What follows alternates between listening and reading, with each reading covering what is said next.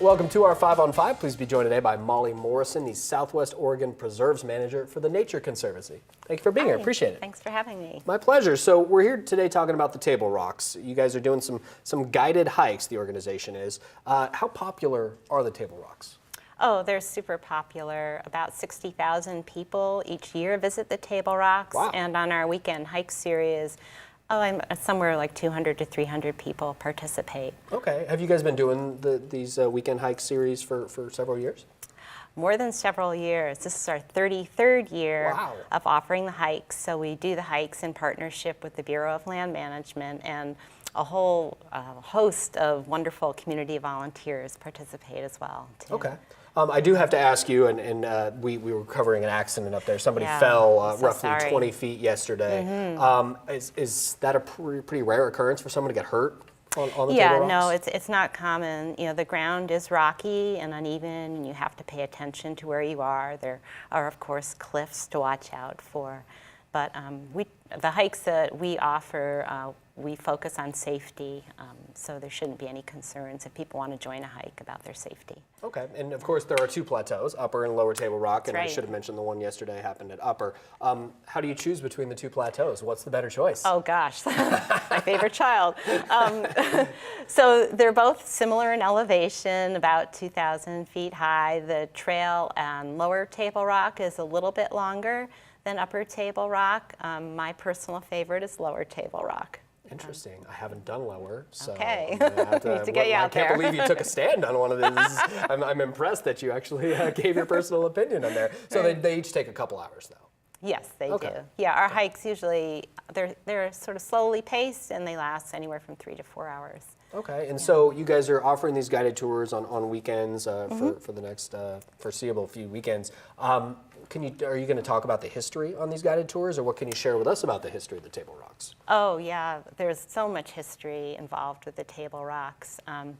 You know, I would recommend, if people are interested in the history of the past people who have been associated with the Table Rocks since time immemorial, that they join Michael Carnash's hike on Sunday, April 14th. So he's with the Grand Ronde tribe, and he has just extensive knowledge about the cultural practices that people did at the Table Rocks, language, but also has some wonderful stories to tell.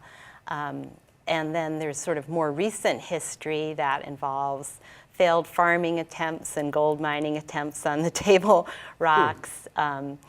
World War II was an important part of the Table Rocks. There was a large camp called, training camp called Camp White. It's about 40,000 acres in size. It was called the Alcatraz of boot camps, because the soldiers, I'm told, had to march up and down the Table Rocks in the hot summer sun with their heavy packs. Okay, wow, I had Yeah. no idea where it was so used, if you will, in World War II. All right, we're going to take a quick commercial break. We'll have much more in a moment. Stay with us. Great, thanks. Welcome back to our 5 on 5. Again, we're here with Molly Morison from the Nature Conservancy. We're talking about these guided hikes the organization is offering beginning in April, so about a week and a half away. What can people expect when they go on one of these, of the Table Rocks, I should mention? Right. Yeah, well, first of all, we're offering a wide diversity of topics that people can choose from. So anything from wildflowers to bugs to poetry, painting, Native American World War II history. You can even explore the cosmos with a stargazing hike. So yeah, expect to see a diverse menu of hikes to choose from. The hikes last about 3 to 4 hours. You'll meet in the parking lot with a hike leader and hike assistant. So these hikes are guided by local experts that just have a ton of amazing knowledge.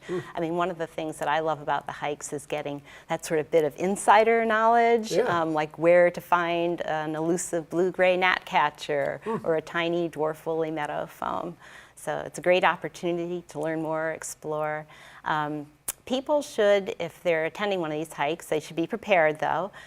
So we recommend that people bring water, a snack, appropriate clothing for the ever-changing Rogue Valley Right, this weather. time of year, exactly. Definitely bring your camera, Some sort of maybe shade, binoculars, and your curiosity with you.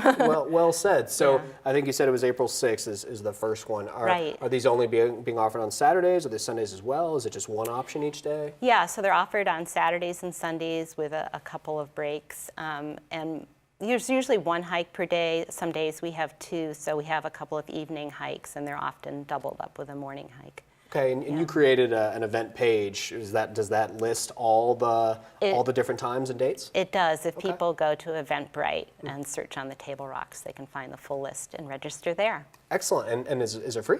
Absolutely free. Okay, Yeah. excellent. All right, I forgot to mention that. Very good. Well, thank you for being here. Great Thank to you meet so much. That All was right, great. My Thank you. pleasure. Stay with us. We'll be right back.